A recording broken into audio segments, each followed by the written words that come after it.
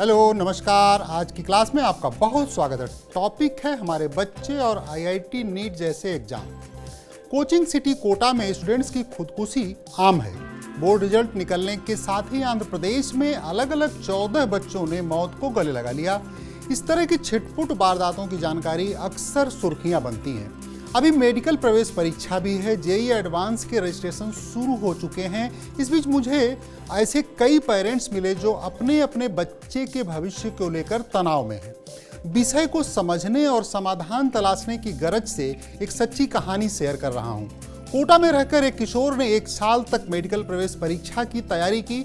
इन दिनों घर पर रहकर तैयारी कर रहा है। इस बच्चे के पिता ने बातचीत में खुलासा किया कि उनका बेटा 15-15 घंटे पढ़ रहा है, पर उसे डर है कि अगर उसका सिलेक्शन नहीं हुआ तो क्या होगा। पिता ने मां के हवाले से बच्चे के मन में बसे इस डर को मुझे बताया और अपेक्षा यह की कि मैं कोई ऐसा तरीका बता दूं जिससे उसके मन का डर निकल जाए। अच्छी बात यह है कि पढ़े लिखे पिता को यह सच पता है कि मेडिकल प्रवेश परीक्षा में भीड़ बहुत ज़्यादा है, मतलब कंपटीशन तगड़ा है। देश में उपलब्ध सभी सीटें भरने के बाद भी कम से कम 18 लाख युवा एडमिशन नहीं ले पाएगा। उसे किसी और कोर्स में ही दाखिला लेना होगा या फिर अगले साल के लिए तैयारी करनी होगी। असल में यह समस्या एक पिता की नहीं है। अनेक पेरेंट्स इन दिनों इसी उधेड़-बुन में फंसे हुए हैं। नहीं हुआ तो क्या होगा? इस समस्या का समाधान प्लान बी में है। हम सब जानते हैं कि कुछ हजार सीटों के लिए लाखों बच्चा प्रयास करता है। पहले से तय है कि कई लाख का एडमिशन होने वाला नहीं है। फिर यह तनाव मुझे बेवजह लगता है। पहले कुछ आंकड़े देखते हैं। जेईई एडवांस में करीब 2 लाख स्टूडेंट शामिल होंगे। आईआईटी में बीटेक की सीटें लगभग 16,500 हैं। जेईई मेंस के दोनों चरण में करीब 12 लाख स्टूडेंट्स प्रयास करते हैं। नीट एग्जाम में इस बार रजिस्ट्रेशन हुए हैं करीब 21.5 लाख से ज़्यादा। एमबीबीएस की सीटें देश भर में सरकारी और निजी कॉलेज मिलाकर लगभग 1 लाख हैं। आयुष, नर्सिंग, वेटरनरी मिला लेंगे तो भी 2 लाख का एडमिशन नहीं होने वाला। इस सच को जानने के बाद शायद हम अपने बच्चों को केवल पॉजिटिव रिजल्ट के लिए तैयार कर रहे हैं। यहाँ कहीं न कहीं हमसे चूक हो रही है। उन्हें हमें इस बात के लिए भी तैयार रखना होगा कि अगर इसमें नहीं हुआ तो दुनिया खत्म नहीं होने जा रही है। हम मिलकर प्लान बी पर काम करेंगे। बच्चे ने जेईई नीट का फैसला खुद से लिया या मम्मी पापा के कहने पर? घर में, रिश्तेदारी में यह बात आम हो जाती है। जितनी बातें होती हैं बच्चा उतना ही प्रेशर में आता है। इस दौरान 10% घरों में भी प्लान बी पर बात नहीं होती। तैयारी के संकल्प के साथ ही हम मान ले रहे हैं कि हमारे बच्चे का सिलेक्शन तय हो गया। जब एग्जाम का सक्सेस रेट 0% ही है तो हमें बच्चे को केवल सफलता के स्वाद के लिए क्यों तैयार करना?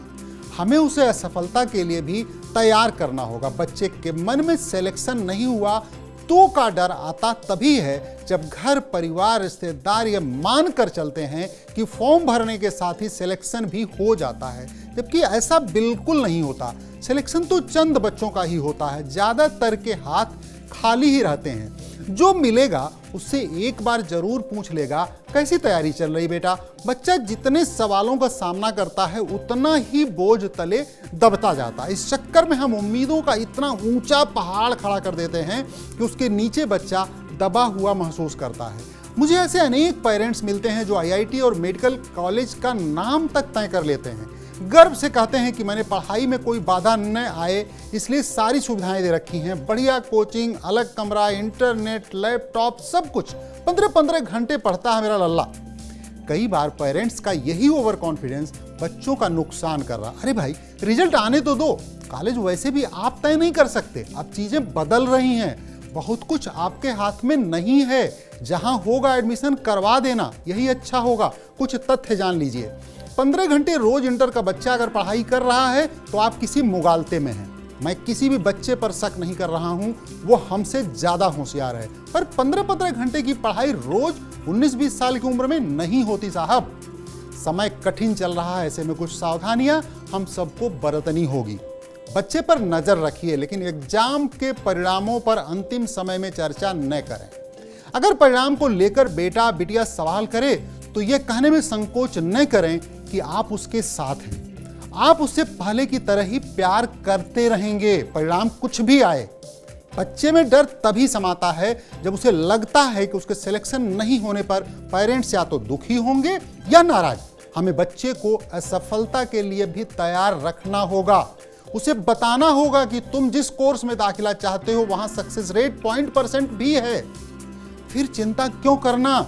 अगर यहां एडमिशन नहीं हो पाया तो प्लान बी पर अमल करेंगे। बच्चे को यह बताना हम बड़ों की जिम्मेदारी है कि जहां एडमिशन की कोशिश हो रही है निश्चित ही अच्छा होगा, पर उससे भी बेहतरीन कोर्स अवसर तुम्हारा इंतजार कर रहे हैं। Don't worry and be happy. उम्मीद करता हूं कि आप मुझसे सहमत होंगे। कुछ हद तक बच्चों की सुरक्षा और घर का माहौल शांत बनाने में मदद मिलेगी। हमारी उम्मीदों की वजह से दिक्कतें बढ़ रही हैं। जय हिंद।